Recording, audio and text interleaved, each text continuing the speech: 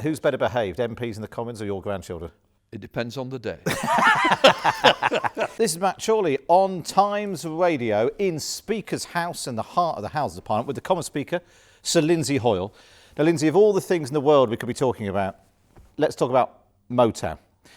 Every week this year, we have been playing your favourite Motown records. You post them online on a Sunday night, and we've played them on the show on Monday. So we thought we'd finally, in time for Christmas, try to get to the bottom of your obsession with Motown. Well, Motown is my kind of town, isn't it? No, it was about black music. This was young America. This was young black musicians. Berry Gordy had been collecting around. And I think Detroit at that time was exciting. America was moving. And this was about getting white kids to listen to black music, to dance. And it came to the UK, it was something special. And of course, I came late to the scene, but it was a very special scene. That on the back of Northern Soul as well. But to me, there was something so fantastic about Motown music, because there was a story, there was history in there. There was also telling about people, the struggles and everything. The fact that, you know, when we talked about war, this was, you know, what a record. People said, oh, what's that about? But it was about Vietnam. And what are we shouting for? You know, there was some real message there. Marvin Gaye became very political within that. Berry Gordy struggled a little bit. He got there and he understood we have to stand up for black America, for black people right across the states. But it was across the world. I was going to say, and they did it through music. How did that reach you then in Chorley? Well, Chorley, believe it or not, you know, we did have electricity and we did listen to radio, but it was about that. It was about listening to music, and it was about pirate radio stations, but it was also about Motown and watching the stars coming across, Top of the Pops. You know, you saw the Motown tour, and it was about picking up from that. And of course, I was right in the heart of Northern Soul, and Northern Soul was based on restricted music that had never gone on wholesale. And it was about that music that had been picked up. And part of that was Motown music as well, within Northern Soul. Were you going to Northern Soul nights with your talc and your bit of lino and all that? Were you doing the break I used to go dancing? to Blackpool Mecca with Ian Levine first, and then we used to go across. Of course, Wing Casino was much nearer to me, but it was always about getting the coach from Chorley, going over to Blackpool Mecca. And yes, of course, I went to the casino. You know, you had Russ Winstanley. You had all the greats at that time. But to me, the Highland Room was very specialist Northern Soul. But lower down within the Mecca, they played much more Motown. And it was that affinity to Motown that really began to shape my musical interests. Can you remember the first time you heard a record, a Motown record, a Northern Soul record, which really thought, you know, made you think, wow, I've never heard anything like that before?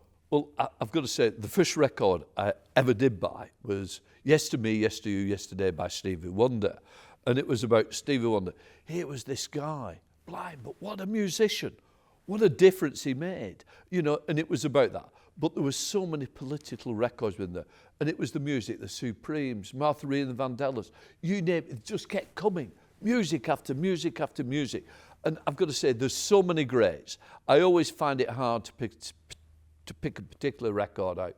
But I've got to say, Marvin Gaye, I heard it through the grapevine, is Motown's all-time great, because of course Gladys Knight sang it 12 months earlier, and that was Motown's number one, only to be succeeded by Marvin Gaye. So I've got to say, you know, they were the real, you know, that was real music, commercial music in one sense, but telling a story about black musicians. And did it make you political and want to go into politics? It made me realise about injustices around the world, and it wanted me to make a difference. And it was that thought that how could we see in America that was still divided, still had, you know, they said, oh no, the Colin Barron ended like heck it had. And of course with South Africa. So it absolutely tuned into what I felt politically. You know, this is an equal world, and that's how the world should be. So I still have this dream, this vision. You know, my perfect utopia comes from my political roots and my bringing, my belief.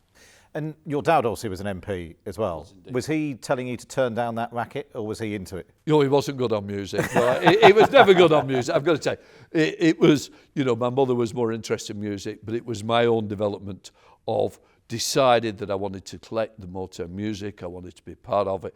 And of course, as I say, being brought up in the middle of the Northern Soul, you know, you've got to say, I was in an era where music mattered.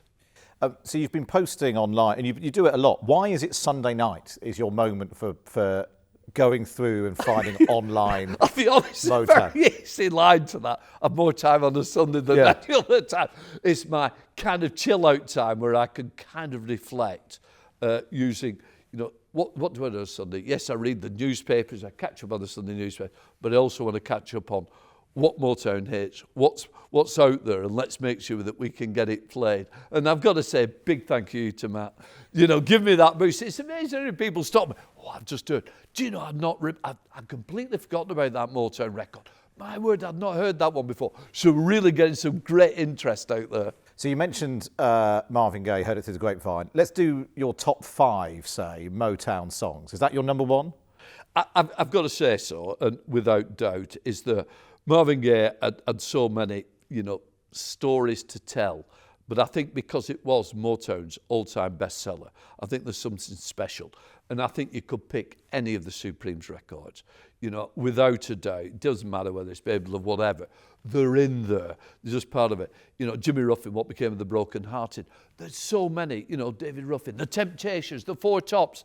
I mean, where do I start? Where do I end? And, I was just looking, I put one on last night. Jimmy Mac.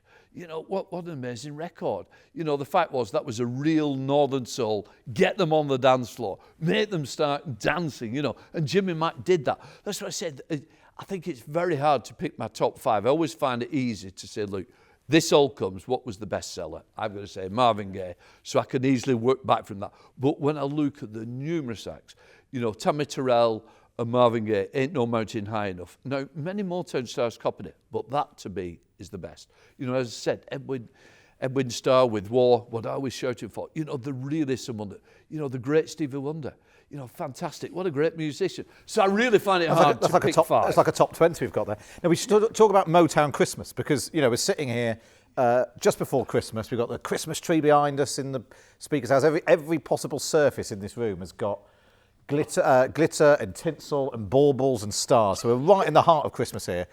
There is a big connection between Motown and Christmas. Of course there is. And I got quite a few of the Motown albums that came out. Four Tops did their own, the Supremes had done their own. But when I think about it, it's people like Kim Weston. And I've got to say, I think if I have to pick one record as my number 1, I've got to say it goes to Kim Weston. Wish You a Merry Christmas. But of course, that to me is fantastic. What a great record. But it's also interesting, isn't it? I Want to Come Home for Christmas, which once again brings us right back to something that wasn't released. And it was a record that meant so much to the troops in Vietnam. I Want to Come Home for Christmas. Telling that political story, but it never got released because they thought it was too political. Of course, after Marvin Gaye died, it was released. So those are the kind of, there's one that we all want to sing about. They've done the Rudolph, they've done the Jingle Bells. Motown's done all those, but it's some of those other records. But I say, if I'm going to pick one record, it's got to be Kim Weston. I Want to Come Home for Christmas. So you're going home for Christmas, back to Chorley. What does Christmas in the Hoyle household look like? Sorry. Kim Weston, Wish You a Merry Christmas, and then Marvin Gaye, I Want to Come Home for Christmas. Those two. Sorry, what does Christmas look like at home? Well, I started putting the tree up on Saturday. As you can see, this is well decorated at home. We ended up starting, Christmas carols were being played, Motown was being played, and I'm just getting into the swing. I'm counting the days down to Christmas Day. And I've got to say, I love Christmas. Christmas is a really special time of year.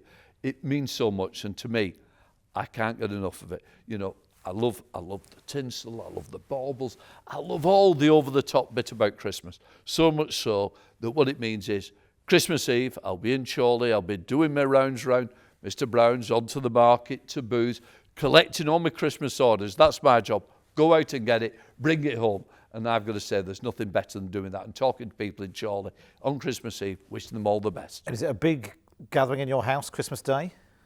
Depends. Sometimes it's big. This time, it's going to be a few of us. I'm going to go over. I'll be seeing my daughter, my grandchildren. So I'll be driving over to Lowton. I'll go and see them. Then I'll come back. And then we're going to try and have a quieter Christmas than we normally do.